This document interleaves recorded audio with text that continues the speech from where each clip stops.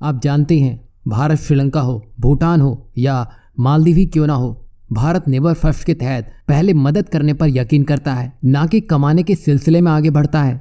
यही बात थी कि भारत जो भी सर्विस या मदद मालदीव को देने में लगा था, उसके लिए कोई चार्ज या कोई धनराशि नहीं ली जा रही थी, बल्कि लाइन ऑफ क्रेडिट दी जा रही थी, जिसमें वो उन्हीं पैसों का इस्तेमाल भारत से उन सामानों को खरीद के कर सकता है।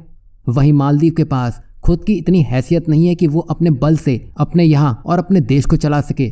यही वजह है कि भारत ने रक्षा और मालदीव की सीमाओं की सुरक्षा के लिए भारत ने INS तारमोगली मालदीव को भेंट दिया था, पर मालदीव से इसका ईंधन भी नहीं भरा गया। तो भारत ने INS तारमोगली को 17 साल बाद उसका मेंटेनेंस करने के बाद अपने देश की सेवा में फिर से लगा लिया। और अभी हाल फिलहाल में जो कुछ भी मालदीव में चल रहा है, वो सब कुछ चीन के इशारों पर ही चलने में लगा है। और यही वजह थी कि इंडिया आउट को ढाल की तरह इस्तेमाल में लाया जा रहा था। लेकिन यहाँ मालदीव ये भूल चुका है कि जिस भारत को वो निकालने में लगा है, वो उसका फ़ायदा नहीं बल्कि फ्री ऑफ कॉस्ट उसके देश को चलाने में मदद करने में लगा है। वहीं आप में से कई लोग मालदीव घूमकर भी आए होंगे।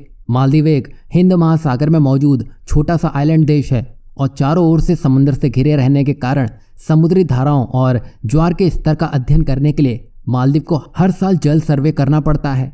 अब मालदीव के पास ना तो कोई नेवी है, ना ही खुद के अर्थ ऑब्जर्वेशन सैटेलाइट है जिससे वह समंदर का डिटेल मॉनिटरिंग कर सके, जिसके लिए मालदीव ने भारत के साथ हाइड्रोग्राफिक सर्वेक्षण समझौता साइन किया था, जिसे मालदीव द्वारा फिर से रिन्यू नहीं किया जाएगा। मतलब यहाँ मालदीव चीन की गोद में बैठने का मन बना चुका है। मतलब अगले साल से मालदीव के लिए ये real time sea data satellite access और हाइड्रोग्राफिक सर्वेक्षण जैसी चीजें बंद कर दी जाएंगी और आगे से मालदीव खुद भविष्य में हाइड्रोग्राफिक का 100% काम मालदीव सरकार के प्रबंधन के तहत करेगा और इसकी जानकारी केवल मालदीव के लोगों तक ही सीमित रहेगी। और इस कदम से मालदीव ये दिखाने की कोशिश कर रहा है कि जैसे भारत उसकी गुप्त जानकारी का इस्तेमाल गलत कामों में करने में लगा था, वैसे मालदीव है तो छोटा ही देश, तो उसकी सोच भी छोटी ही रहने वाली है। यहाँ मालदीव कुछ भी कर ले, वो भारत के लिए एक तरह से अच्छा ही है, क्योंकि नेपाल भी ऐसा ही कुछ कर रहा था, जिसमें हाल ही में अब नेपाल भारत के इर्द गिर्द चक्कर लगाने में लगा है। क्योंकि जो कुछ भारत नेपाल के लिए कर सकता है, वो चीन का पैसा भी